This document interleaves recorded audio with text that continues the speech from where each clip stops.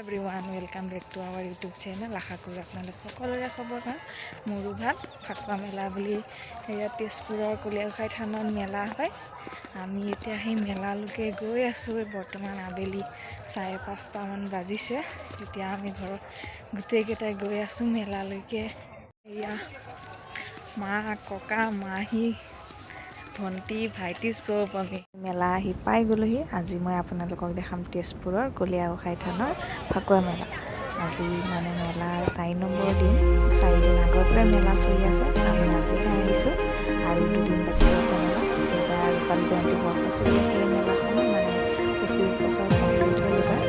আপোনালোকে আহিবচোন। এয়া চাওকচোন, ইমান দোকান আহিছে, ইমান মানুহ। আমি প্ৰথমে এয়া মীনা বজাৰৰ ফালে আহিলোঁ। ভাইটি চকৰিত উঠিম বুলি ক'লে, তাক উঠাবলৈ। তাৰপিছত এয়া আমি গৈ আছোঁ। এয়া আপোনালোকে শুনিছে চাগৈ, এয়া বিয়ানাম প্ৰতিযোগিতা চলি আছে। আৰু এয়া চাওকচোন কি ধুনীয়া ধুনীয়া বেগ, মণিহাৰী বস্তু ওলাইছে। মানে আপুনি যি বিচাৰে চব পাব ইয়াত, নোপোৱা বস্তু একো নাই। বাচন বৰ্তনৰ পৰা মণিহাৰীলৈকে বুলি।